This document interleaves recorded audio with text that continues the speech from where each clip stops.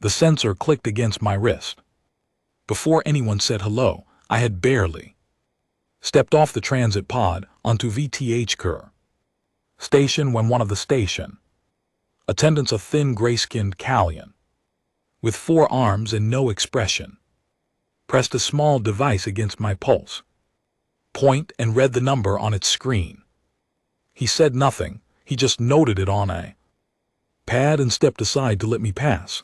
I looked back at him as I walked through the gate. He was already writing something. Whatever he had written, it did not look like a welcome. My name is Marin Voss. I'm a combat specialist with 14 years of service, 2 operational tour, 1 desk job I hated, and 1 very strange assignment that had brought me to the far edge of Alliance space with a single duffel bag in.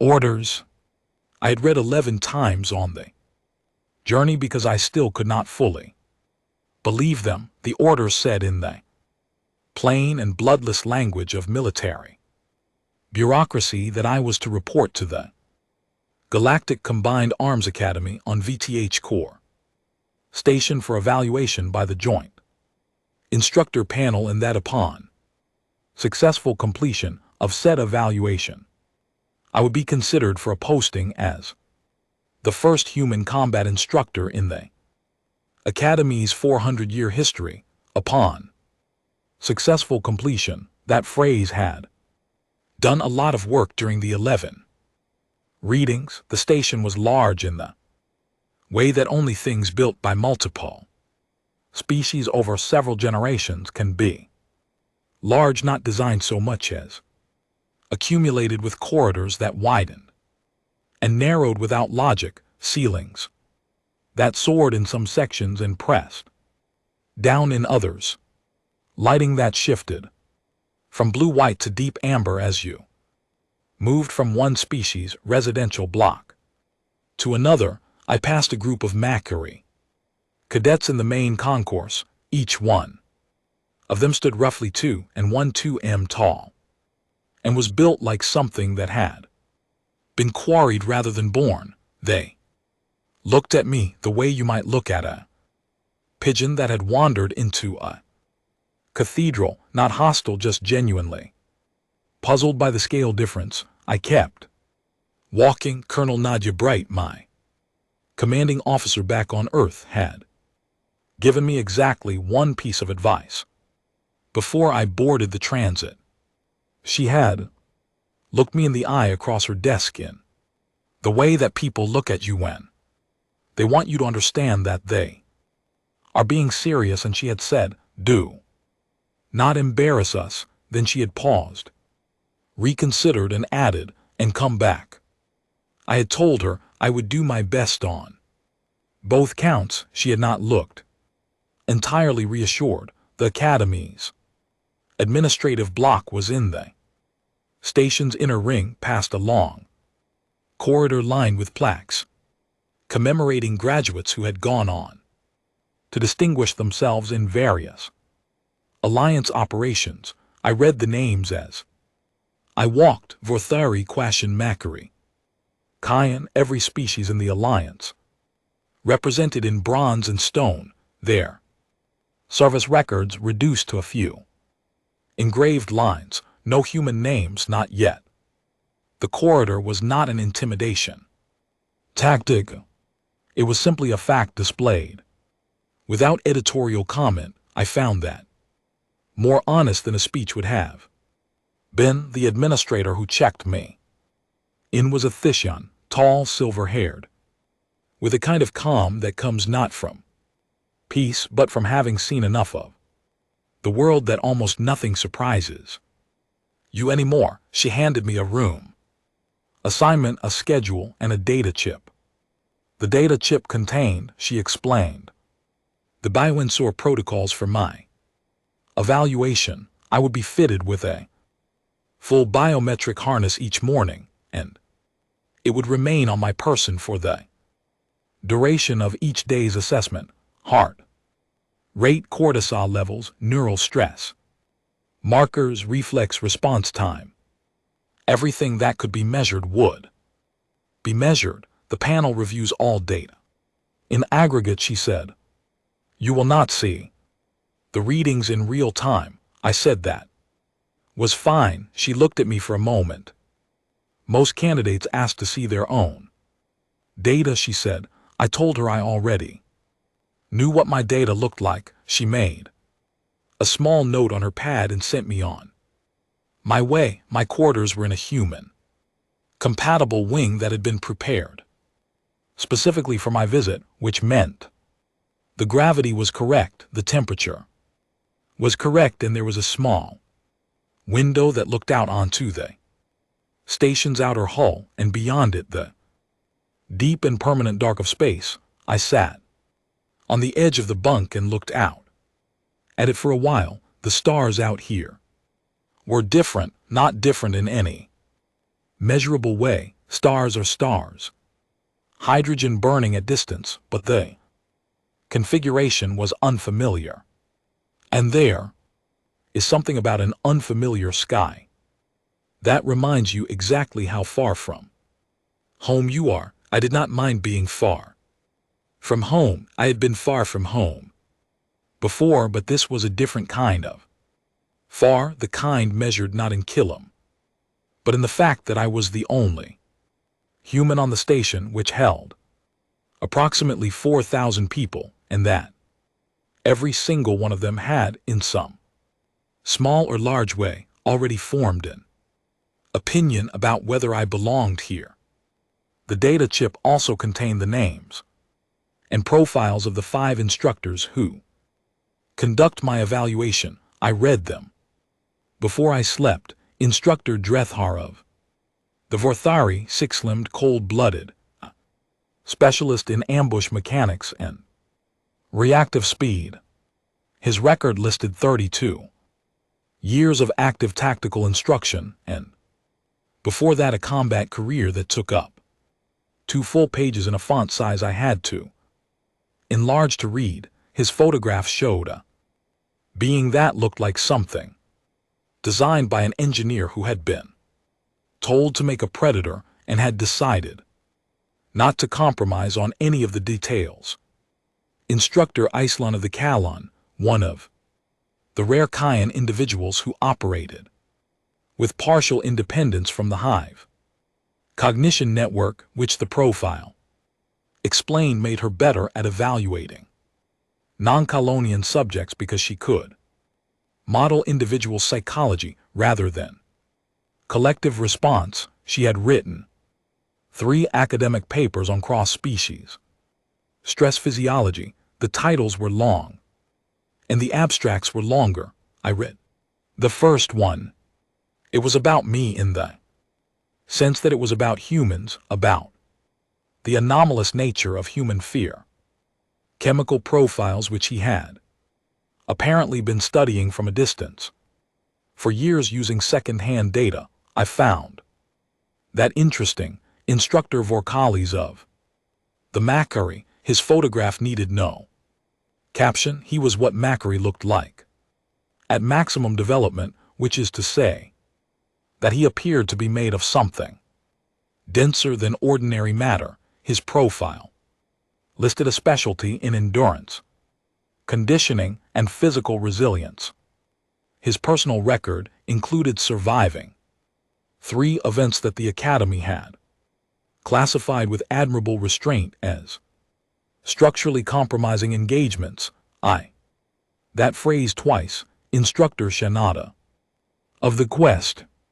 The profile explained that Shanada did not communicate in standard Alliance speech but had been fitted with a translation interface for the purposes of the evaluation. The Quest were a telepathic species, and Shanada's specialty was psychological assessment under duress, reading the chemical neurological signatures of fear, deciding what they revealed about a candidate's true capacity.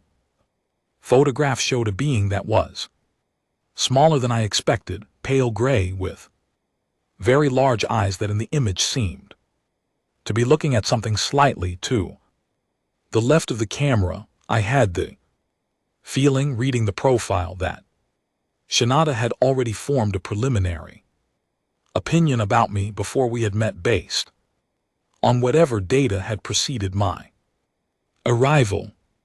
Instructor Laurel Dev of the Thishan, the oldest of the five, her file was the shortest, which I had come to understand in military contexts usually meant the longest actual record.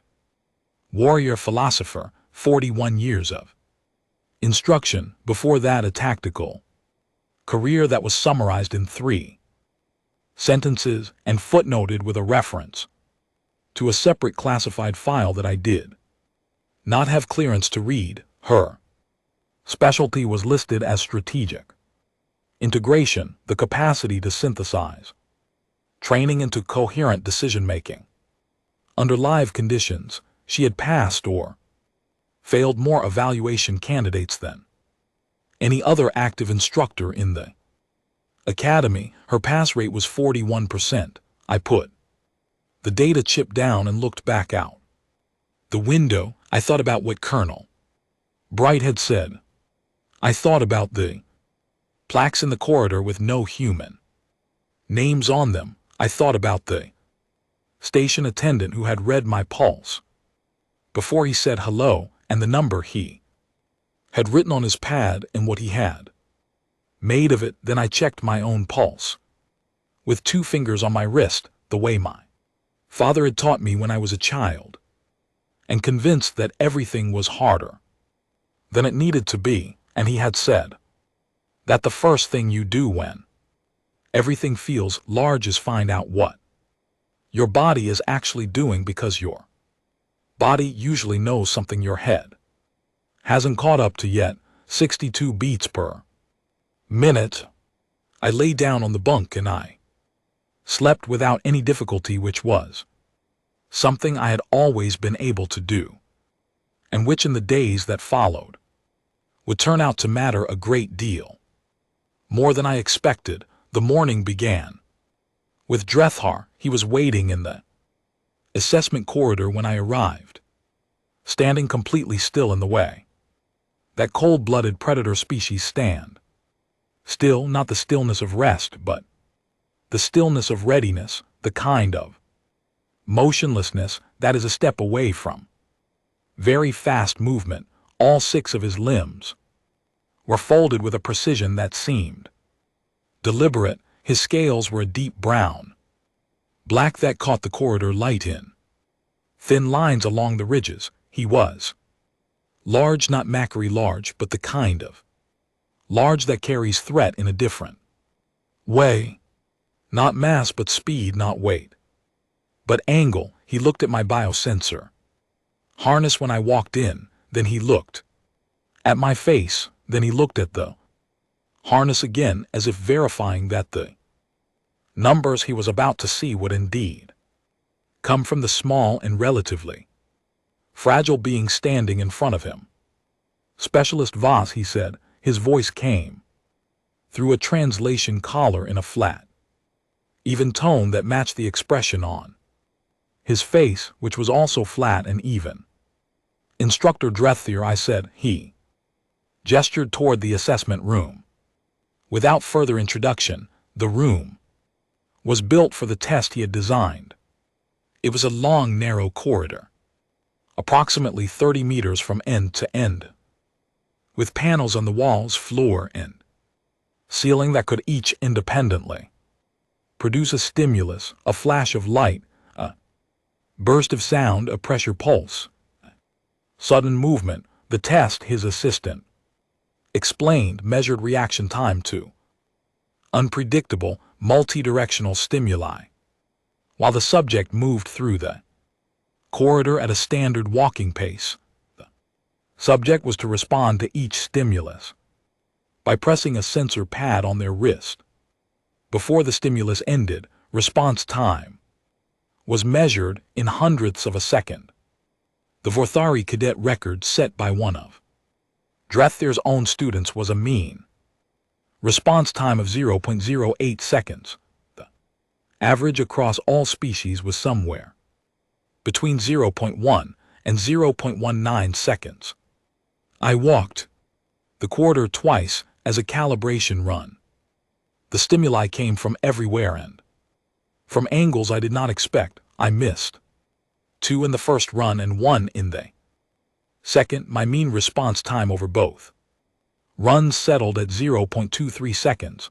Drethier reviewed the numbers on his screen. He did not say anything dismissive. He did not say anything at all for a moment, which I had already come to understand was his version of commentary. Then he made a note and moved to the second component of the assessment, which was a series of reaction tasks in close quarters responding to physical movement from a training drone. Blocking, redirecting, repositioning. The drone was calibrated for Vorthari reaction benchmarks, which meant it moved at speeds I was not always able to track cleanly. I managed well enough, not brilliantly well enough. At the end of the session, Drethier stood across from me with his arms folded in that precise way and looked at the Biowensor summary his assistant handed him. My readings had been exactly what a human under moderate physical and perceptual stress would produce: elevated heart rate, standard cortisol response, normal reflex activation profile, all exactly where the xenophysiology textbook said they would be. He looked at the numbers. He looked at me. Something moved in his expression very briefly that I could not read precisely, but which felt like the beginning of a conclusion. Then he handed the summary back to his assistant and told me I was dismissed for the day. I thanked him and left. I thought, walking back to my quarters, about what he had seen in those numbers. He had seen a human performing at expected human levels, which was to say below every metric his own students achieved. Routinely, he had seen nothing surprising, and I thought about how the most dangerous thing in any assessment is when the assessor decides they already know what they are looking at. I had let him reach that conclusion deliberately, not by performing badly on purpose, but simply by performing honestly, by being exactly what I appeared to be, by giving him for now the data he expected. The day after Drithar, I met Iceland. She was smaller than I expected from the photograph. Not physically, her dimensions were exactly as the file had described, but in the quality of her presence, where Drethier had filled a room with stillness, Iceland filled a room with attention. She was watching me from the moment I stepped through the door, and she was watching me the way someone watches a problem they have been thinking about for a long time finally appear in a form they can directly examine. Her assessment room was different. There were no corridors, no drones, no physical challenges. There was a single chair in the center and various sensor arrays positioned around it on articulated arms, and the air had a faint chemical quality that I recognized from the briefing notes as an olfactory analysis environment. She could read chemical markers in the air. She was effectively going to smell what I felt. I sat in the chair. The test, her assistant explained, would involve a series of controlled stress inductions.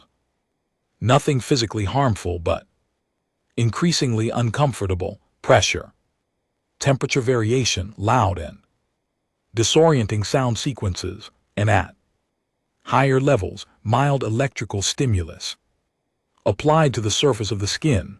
At each stage, I could end the session by pressing a pad on the armrest. My pain threshold and stress chemical output would be tracked and compared against the cross-species database. The first stages were genuinely unremarkable. Noise, cold, a feeling of pressure Across the chest, standard I sat. Through them without pressing the pad. Not because I was trying to perform endurance, but because none of it was the kind of thing that required stopping. At stage 4, the electrical stimulus came. It was not pleasant. It was, by the clinical definition used in the test, painful. I recognized the sensation, noted it, breathed through it, and did not press the pad. Lysolin sensor arrays were, I assumed, showing her exactly what the textbooks predicted: fear chemicals at normal, human output, stress markers at expected levels, pain threshold reading as average to slightly above average for a human subject with a military conditioning history, all normal, all predicted. But I heard her at stage 5 recalibrate one of the sensors. I heard it because I was listening for something like that, not because I had any way of knowing she would do it. I heard it because I had spent 14 years learning to hear things in the middle of other things, the small sound of an instrument being adjusted because the reading does not match what you expected. I did not react to the sound. I kept my breathing even and my expression neutral, and I kept my eyes on the middle distance, the way my first trainer had taught me when I was 19 years old and being put through something that felt very large. At the end of the session, after I pressed the pad at stage 7, not because I was at my limit, but because going further would have registered as performance rather than data, Iceland did something none of her colleagues had done. She came and stood in front of me quite close, and she looked at my face for a long time. Then she said through her translation interface, "When you said something funny during stage 3, what did you intend by it?" I had made a small comment almost to myself about the temperature of the room, something minor. I had not expected her to flag it. I told her it was a habit. When things were uncomfortable, I made small jokes about them. It helped me stay present. She was quiet for a moment. Our models predicted that humor production would decline under physical stress. She said not increase. I told her that for humans, humor was sometimes a stress response, that it was a way of saying to the situation, "I see you, but you do not own me." She made a note. She did not look entirely satisfied with the note, in the way that someone is not satisfied when the data they have recorded is accurate, but the framework they need to file it under does not yet exist. I went back to my quarters. I sat by the window. The stars outside were the same as they always were, permanent, indifferent, burning. I thought about Elin recalibrating her sensor. I thought about what she had been expecting and what she had found. Instead, the two things were close enough that she could tell herself they matched, but they did not quite match, and she knew it. And she had made a note about a joke. The third day was Vorkali's. He was exactly what his photograph had suggested. There is a word. I had to look it up in an exoanthropology text once for the specific quality of being so physically developed within the parameters of your species that you seem to represent the outer boundary of what that species can structurally achieve. Vorkali's had that quality. He was not aggressive about it. He was simply present in a way that made the room feel smaller and the air feel denser. And when he looked at me, his expression was, I was fairly certain, one of genuine and uninsulting puzzlement. He was wondering, I thought, how something my size intended to be useful in a serious engagement. He was not unkind about the wondering. He just could not quite see the path from here To there, his assessment was physical. Lifting benchmarks, carrying benchmarks. Endurance run, impact resistance test. Using a padded assessment rig, I failed. The lifting benchmarks, I met the carrying benchmark at the lower range. I ran the endurance circuit at a pace that was for a human very good and for the species whose record was posted on the wall of the assessment room not particularly notable. I absorbed the impacts from the rig at a level that Vorkalis' assistant noted without comment was within expected human parameters. At the end, Vorkalis stood across the room and looked at the summary, then he looked at me, then very slowly he nodded, not the polite nod of acknowledgement, the nod of someone making a mental note they have not yet figured out how to categorize. I nodded back. He dismissed me without saying anything further. The fourth day was Shanna. The room was dim, not dark, but reduced, the kind of lighting that makes you think about where all the edges of things are. Shanada was seated when I entered, those large pale eyes in the low light turned slightly to the side in the same way as in the photograph, as if listening to something in a frequency just outside my range. The assessment was psychological induction, no physical stimulus, images, sound sequences, narrative scenarios delivered through headset, each designed to activate specific emotional responses: fear, grief, anger, confusion, the particular vertigo of being in a situation with no clear right choice. The sensors around the chair read my neurochemistry at each stage.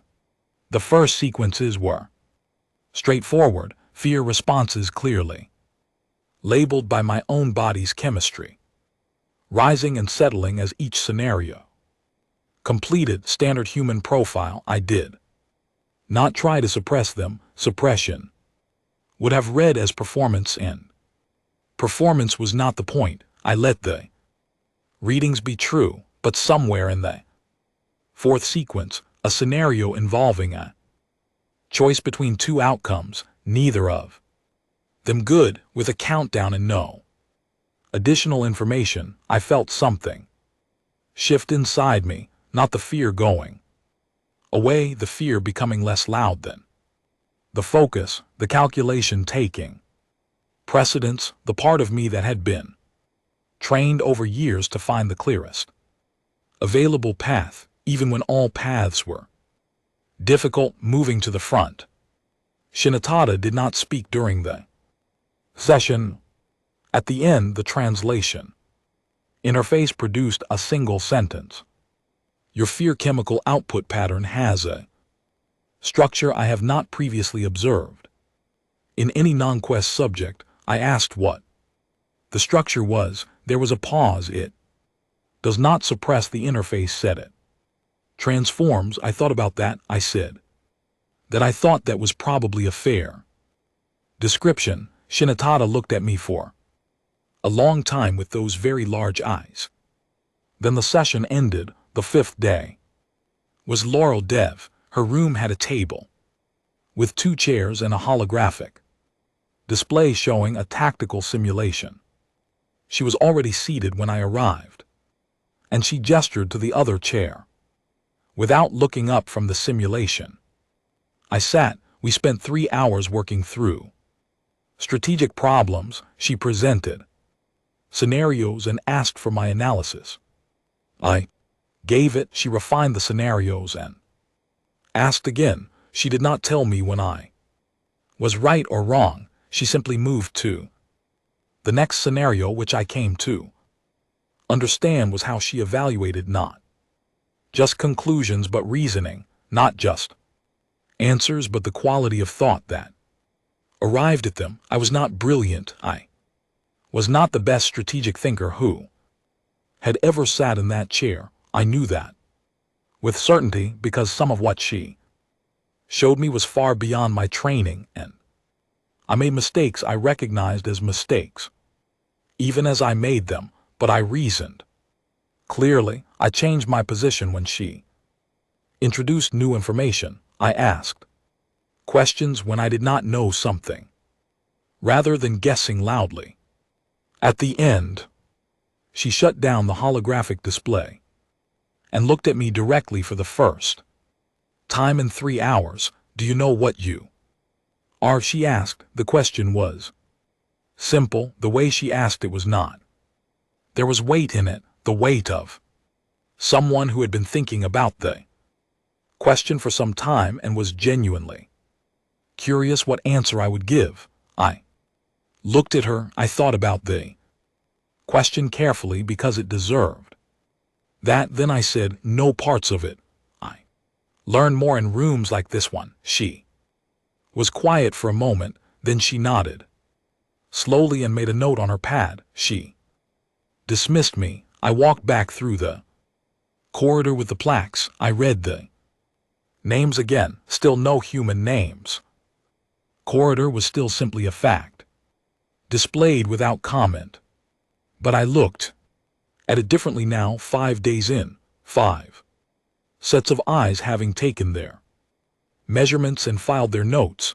I looked at the blank space at the end of the corridor where future plaques would go, and I thought about the 5 instructors in their rooms with their data and their frameworks running their models and finding, each of them in their own way, that the numbers were close to what they expected but not quite, and that the difference between close to expected and exactly expected was the only question that had ever mattered in this building. The final evaluation was scheduled for 3 days later. I spent those 3 days the way I always spent time before something important. I slept well. I ate well.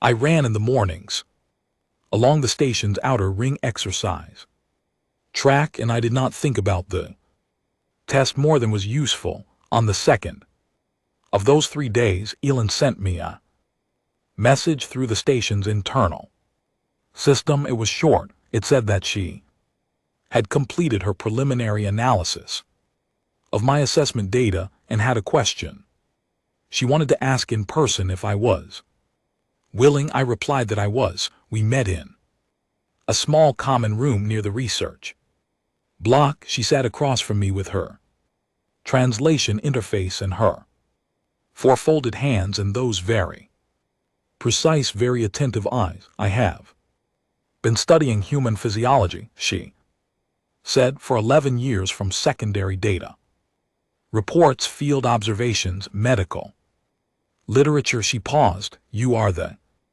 first human I have assessed directly. I told her I was honored. She made a small gesture that I had come to understand was the Kalyan equivalent of a polite deflection. I want to ask you about something specific, she said. In my analysis of stress response data across species, there is a consistent pattern.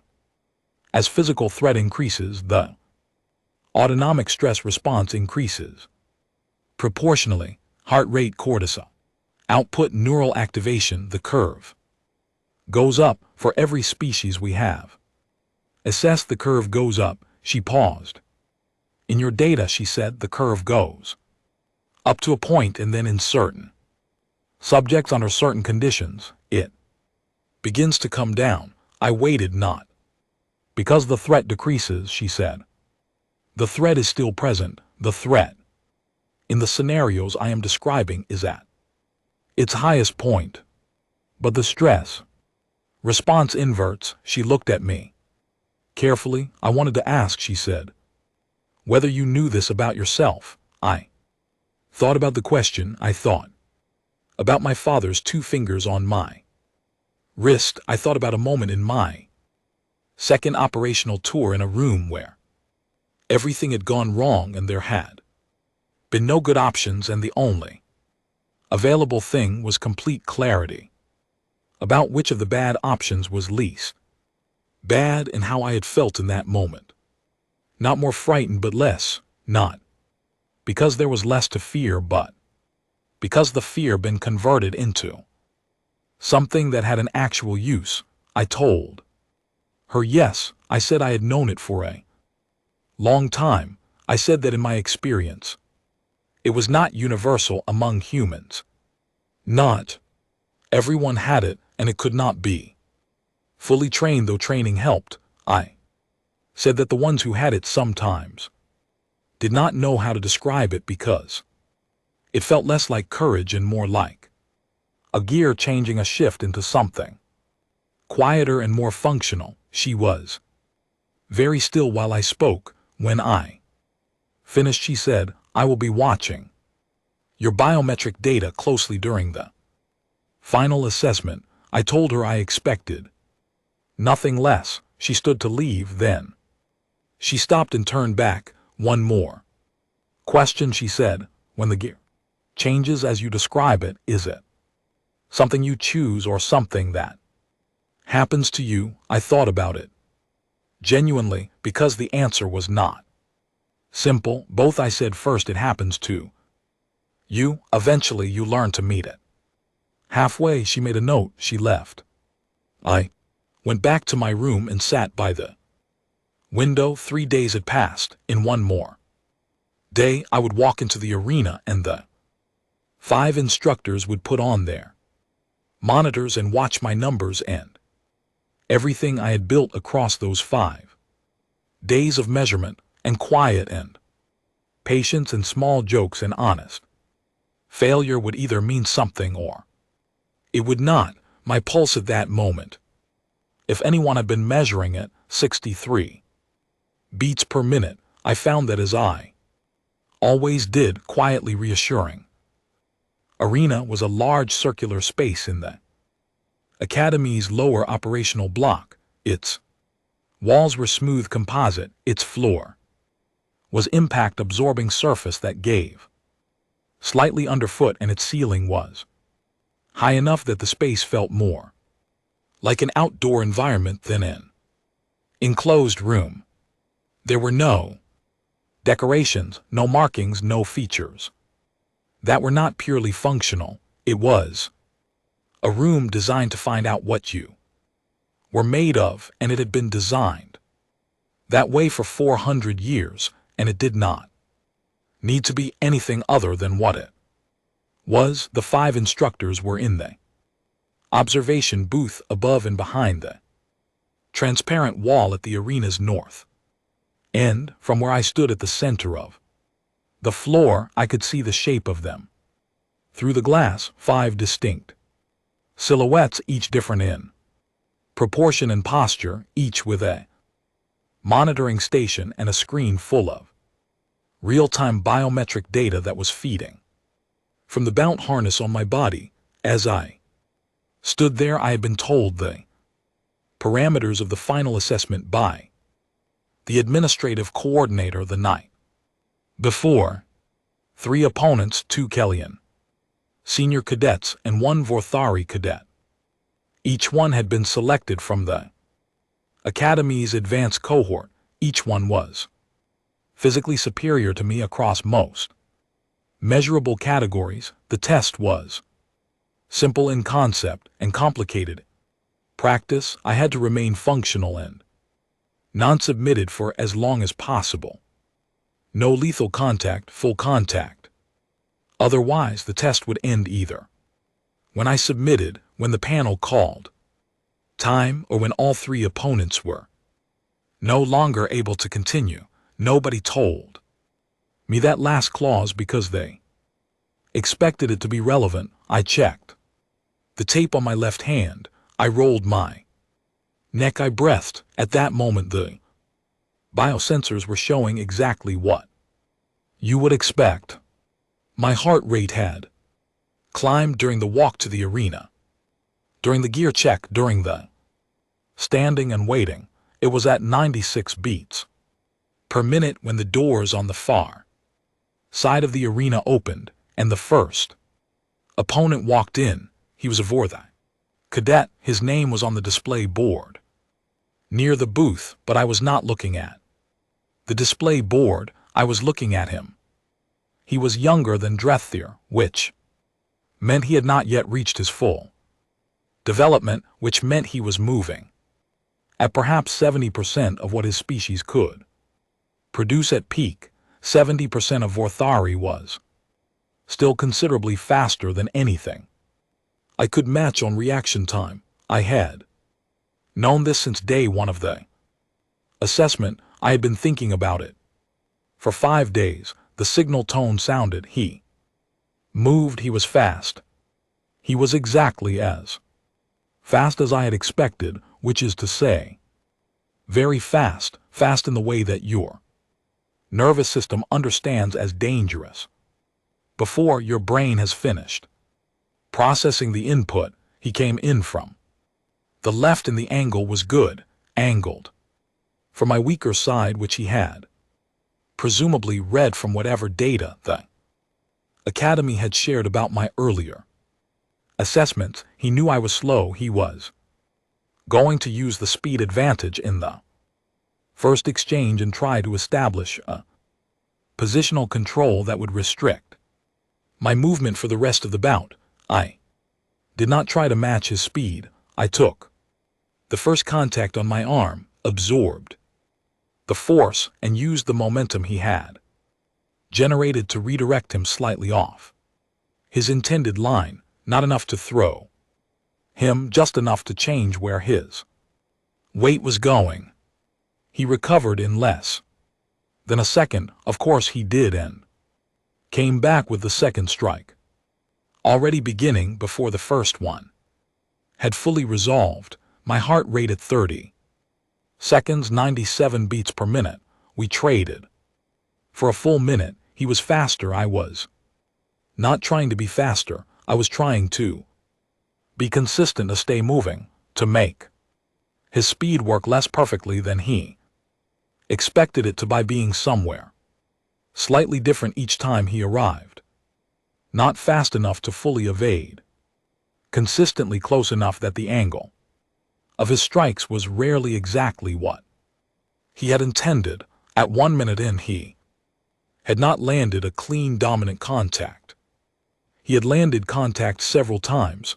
I was feeling it in my ribs and in one place on my jaw, but not the kind of contact that ends about. My heart rate at 1 minute, 84 beats per minute. In the observation booth, Iceland straightened in her chair. She looked at the number on her screen. She looked at the arena floor. She looked at the number again. Then she leaned toward her monitor without looking away from the arena, and her hand found the recalibration control by feel, and she pressed it. The sensor ran its check. The check confirmed the reading, 84 beats per minute, down from 97. Down while the opponent was still active, and the contact was still happening, and the physical demand was, if anything, higher than 30 seconds ago. Drethir, at the station next to her, said nothing, but he stopped writing. The second cadet entered at the 90 con mark. That was the escalation protocol. The first opponent was still active, still very much in the bout, and now there were two of them. And the geometry of the room changed entirely, in the way that adding a second threat always changes the geometry of a room. My field of positioning narrowed. The angles that had been open a moment before were now occupied. The Vorthari cadet read the change in my attention and used it to come in for a strike that landed clean on my shoulder. I felt my shoulder. I noted it. I filed it. My heart rate at 90 seconds, 79 beats per minute. I shifted my position to put a corner of the engagement space against my left side, which reduced the angles I had to account for, not eliminated. You cannot eliminate threat in one does not permit it, but reduced. The Kellyan cadets moved differently from the Vorthi. They were not as pure speed as he was, but they were more adaptive. quicker to read and respond to. Positional changes, better at communicating with each other through very small signals that I was not always fast enough to intercept. I focused on staying between them, on not letting them split my attention fully, on keeping my movement small and my choices clear. In the observation booth, Vorkalis had put down his stylus. He was watching the arena floor with the expression of someone who is updating a model in real time and is not certain the new version is correct yet. My heart rate at 2 minutes, 71 beats per minute.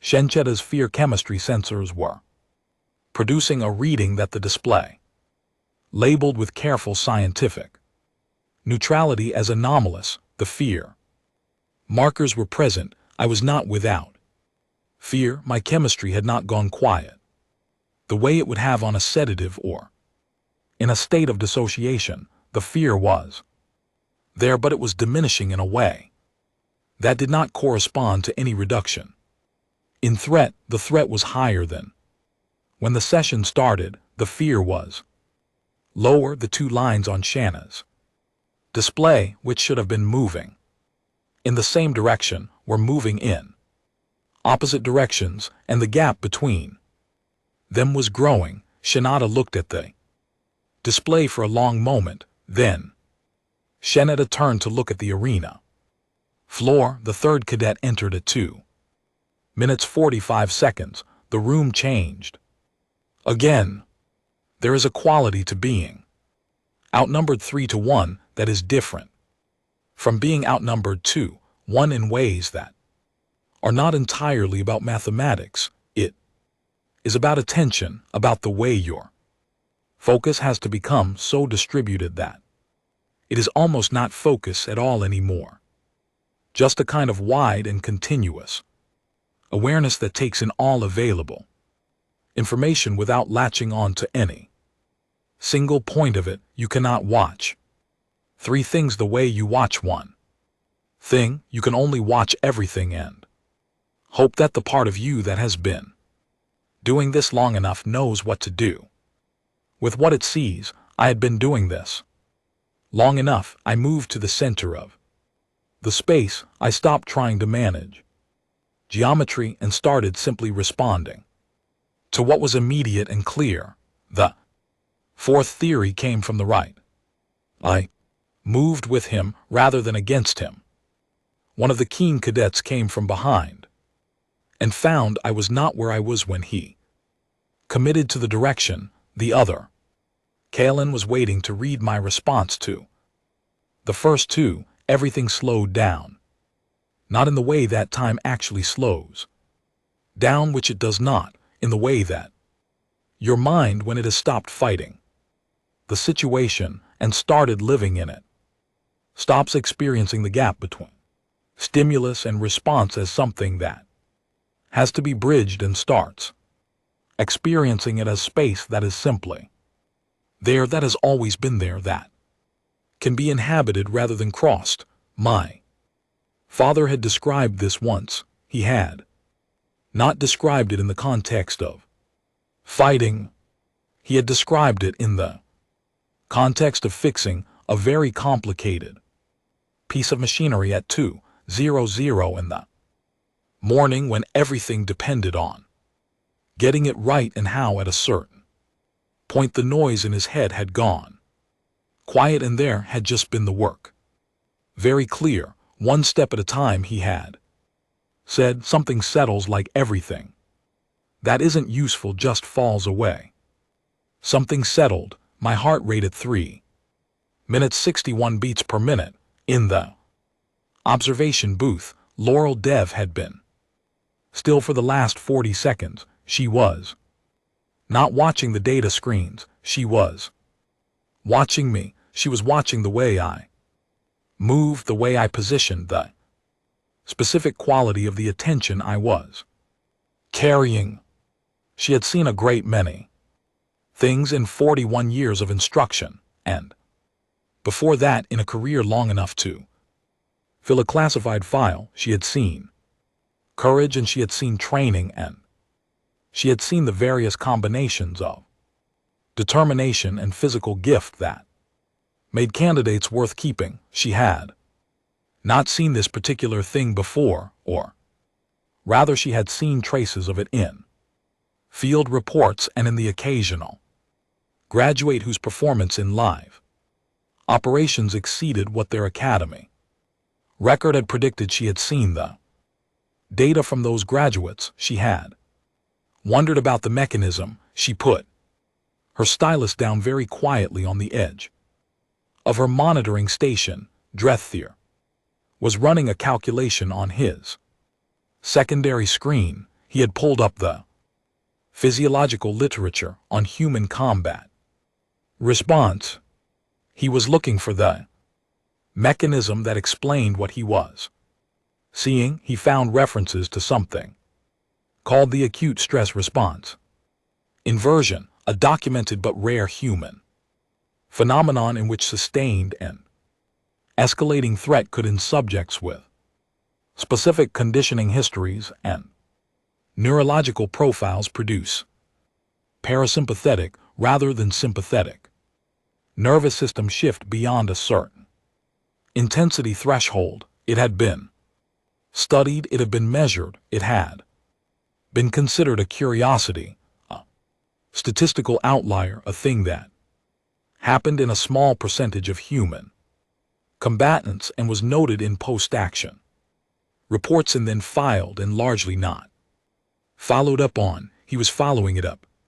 Now, the Vorthari cadet came in for a combination, and I caught 2 out of 3 of them, and the third one found my ribs again on the same side as before, which meant that side was going to need attention after this, but it also meant that my positioning for the next sequence was already ahead of where it needed to be, because I had felt the angle of his approach and my body had started adjusting before the conscious calculation had completed. This was the thing. This was what Laurel Dev was watching, and in what Drethir was reading about, and what Shanada was recording with sensor arrays that had never been designed to measure quite this. The thing that 14 years of hard work and one particular inheritance from a very long human history had produced in me was not speed, not strength, not the clean statistical dominance of a Virari, or the adaptive intelligence of a Kellyan, or the endurance of a Makari. It was a quality of presence under maximum pressure that did not diminish as the pressure increased. It was the capacity to be completely and precisely in the moment without needing the moment to be smaller than it was. Humans had built this over thousands of years of being the animal that did not have the best speed or the best strength or the best armor, and had compensated by developing across long generations a relationship to danger that no other species had needed to find, because no other species had survived for so long on the narrow edge between those deficits and the absolute necessity of continuing to exist anyway. At 3 minutes 40 seconds, one of the Kellyan cadets submitted, not because I had forced a dominant hold, because he had been absorbing contact and positional loss for 4 minutes, and his body had made the calculation. His conscious mind had been resisting. His hand went down. The signal light went green. 2 left. My heart rate did not change. 61 beats per minute. Aislinn stood up from her station, not dramatically. She simply stood because she could not sit still with the data. She was looking at the Vorthari cadet and the remaining Kellyan cadet. Exchanged something between them. Look, a micro signal, the kind of communication that happens between trained partners without words. They adjusted. They came in simultaneously from angles that were designed to Prevent the kind of distributed attention I had been using. It was smart, it was the right tactical response to what they were observing. It did not work the way they hoped because what they were observing was not a technique. Techniques can be countered. Techniques have an architecture that can be found and exploited. What they were observing was something closer to a state, a way of being in a room rather than a way of doing something in a room. And states do not have the same structural vulnerabilities as techniques. I took contact from both of them in the next 40 seconds, real contact, the kind that registered. Clearly, my shoulder had been uncomfortable since the second cadet entered, and it was now expressing its unhappiness more loudly. My ribs were making a similar case. My jaw from the first exchange had quieted down to a background note that I was aware of but was not prioritizing. None of these were reasons to stop. None of these were the loudest thing in the room. At 5 minutes and 12 seconds, the Vorthari cadets' positioning broke down, not dramatically, just slightly. He had been extremely fast and extremely good for 5 minutes, and the accumulation of small angles that had not resolved exactly as he had intended had added up to a moment where his weight was forward and slightly to the right, and the follow-through was not where he needed it to be. I was there. What followed lasted approximately 3 seconds and resulted in him being in a position where he could not continue without taking real damage. He held for a moment, a long moment, the moment which you are deciding whether what you want is worth what it will cost, and then his hand went down, one left, my heart rate 61 beats per minute. The remaining Kalen looked at me across the floor. He was good. He had been the most patient of the three, the most adaptive, the one who had been watching and adjusting throughout. He came in now, not with speed or force, but with precision, tight, careful measuring every exchange before committing to it. We went for another 2 minutes in what felt almost more like a conversation than a fight. He would propose something, I would answer. Neither of us was finding clean resolution. Then he found one. He found a clean angle and he committed to it fully, and the result was that I was briefly in a position where the cleanest option was not a technique but simply an acceptance. I took the contact full without trying to redirect it, because absorbing it cleanly kept me upright, and absorbing it cleverly would have taken me down. I absorbed it. I stayed upright. He looked at me. I looked at him.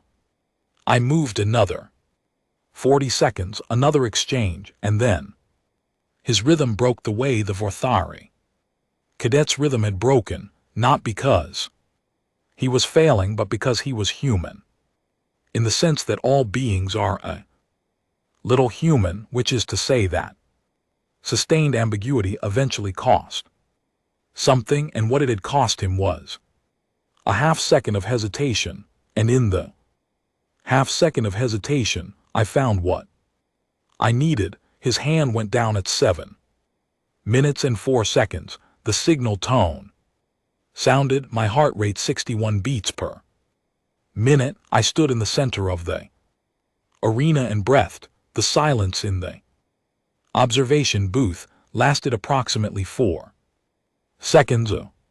I counted them without looking up because I was still standing in the arena, and there were 3 cadets in various states of recovery around me, and I was still in the room, still present, still in the state, and it takes a moment for the state to release you rather than the other way around. Then Laurel Dev's voice came through the arena speaker system, low, clear, without ceremony. Assessment concluded. I looked at my Hands, the tape on my left hand had come loose during the bout. The knuckles underneath were marked in the way. Knuckles get marked. I pressed the tape back down, which was useless but felt like the right thing to do. I looked up at the observation booth. 5 silhouettes behind the glass. 5 sets of eyes looking down at me. 5 monitoring stations showing 61 beats per minute on a human being who had just spent 7 minutes in a room with 3 opponents who should, by every model the Academy had ever built, have been capable of ending the bout far earlier. I gave them a small nod, then I walked off the arena floor to get my shoulder looked at. The medical bay was quiet. The attending medic, a Thishon whose name I had not caught, worked on my shoulder with the calm efficiency of someone who had treated a great many different bodies and regarded them all as interesting structural problems. My ribs got wrapped, my jaw got scanned and cleared of anything serious. I was given something for the inflammation and told to rest the shoulder for at least 2 days, which I filed under things I intended to do if the situation permitted. I was sitting on the edge of the treatment table waiting for the medic to finish her notes when the first knock came. It was Drethar. He stood in the doorway with his 6 arms arranged in the precise way I had come to understand was his version of standing at ease. He looked at the harness still on my wrist, at the reading still broadcasting from it. He looked at my shoulder, then he said, "I would like to know whether what I observed is trainable." I told him it was that the baseline had to be there. Not everyone had it in the same degree, but that training could build the pathway, deepen it, make it more reliable. I told him it was mostly about learning not to fight the state when it tried to arrive. Most training, I said, accidentally teaches people to manage fear upward, to push against it, to stay active and loud inside the experience of danger. What produced the inversion was almost the opposite. It was learning to stop managing and start inhabiting. He was quiet for a moment. "We have no curriculum for this," he said. I told him I knew. He nodded once, the way he always nodded, precise, brief, carrying more weight than it appeared to. Then he left. Isilon arrived a few minutes later. She sat in the chair near the treatment table and opened her data pad. Without preamble, "I need to revise a paper," she said. I told her she had 11 years of research and she was probably better placed than I was to say what needed revising. She looked at me over the top of the pad. The paper argues that human stress response profiles, while unusual in their variability, fall within the predictive framework we use for alliance species. She paused. "Data from your assessment does not support that argument." I asked what the data supported instead. She thought about it with the careful precision she brought to everything. "The data supports the argument," she said slowly, "that humans have developed a stress response pathway that the framework was not built to measure because no other species that has contributed to the framework possesses it." I told her that sounded right to me. She made a note. Then she closed the pad and looked at me for a moment with those very attentive eyes. "When I study a subject," she said, "I try to understand it fully before I form conclusions. I have been studying humans for 11 years." She paused. I had formed a conclusion. I waited. "I was wrong," she said simply. I told her that finding out you are wrong about something is usually more valuable than finding out you were right. She considered this. Then she made another note. "I suspected about the comment itself and left. Vorkalis came. Next, he did not sit, he stood near the door in the way that Macquarie stand when they are in spaces calibrated for smaller beings, which is with a careful consciousness of their dimensions. He looked at my wrapped ribs and my shoulder and the tape on my knuckles. Then he bowed.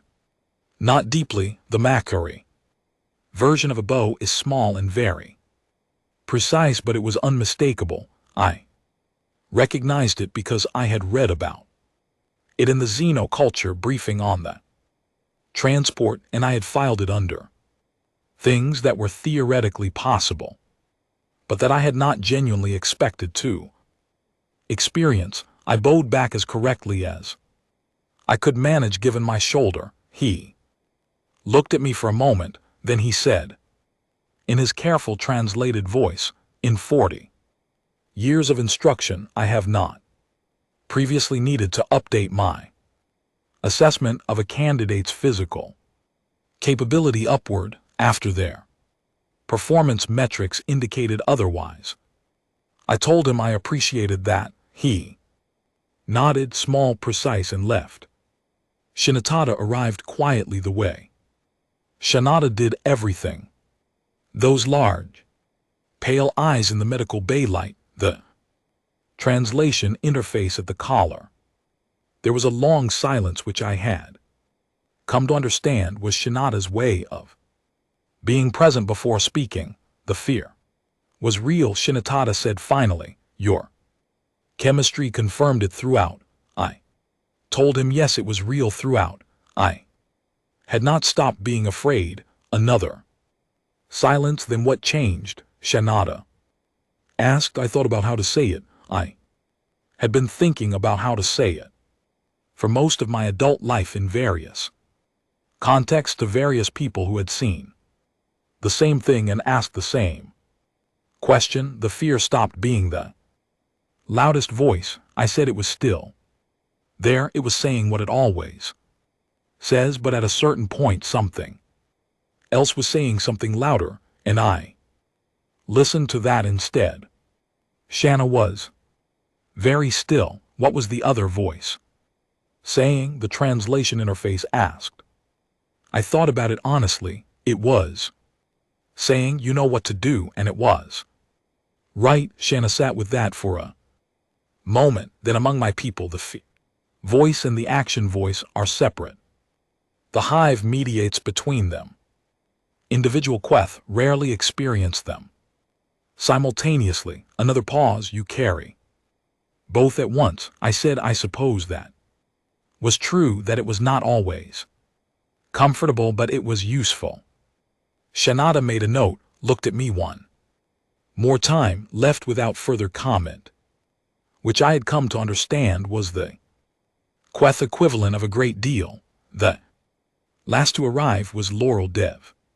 She came in unhurried with the measured pace of someone who has been walking into rooms for a very long time and has stopped being in a hurry about any of them. She sat in the chair near the treatment table. She looked at me the way she had looked at me at the end of our strategic session, directly, steadily, with the quality of attention that belongs to people who have spent decades finding out what things actually are rather than what they appear to be. She did not open a data pad. She did not bring notes. She came with nothing but the question she had already asked me twice. Do you know what you are? She said. This time I did not hesitate. We are the species, I said, that got good at not dying by deciding somewhere along the way that the fear was less important than the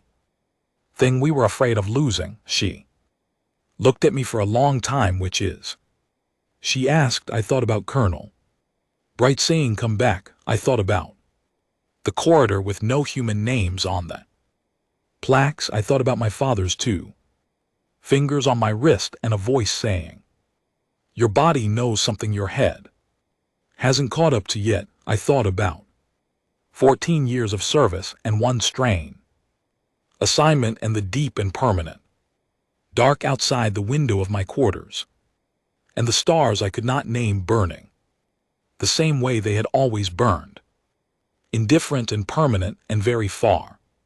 From home, each other I said mostly. Laurel Dev was quiet for a moment. Then, she opened the evaluation file on her data pad and she made a single notation. At the bottom, and she turned it so I could see the screen, the notation said, "Accepted." She closed the pad and stood.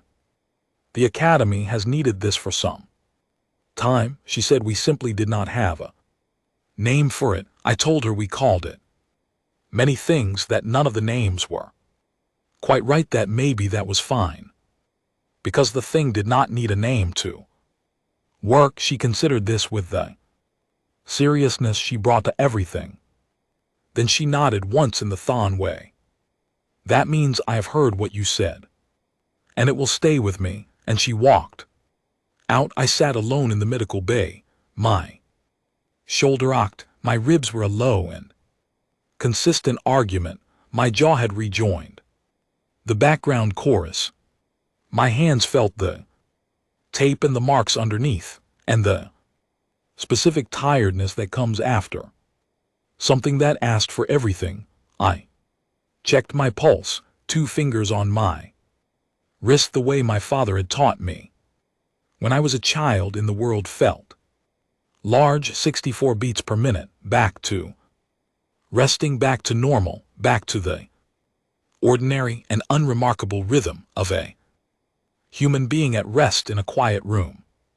Heart doing what hearts do, nothing dramatic, nothing that would raise any flags on any by one sore screen, nothing that would make a Cayenne researcher stand up from her station or a Vorthari instructor put down his stylus. Just a pulse. I looked out the small window of the medical bay at the stars. The configuration was still unfamiliar. I was still the only human on a station of 4,000 beings. There were still no human names on the plaques in the corridor.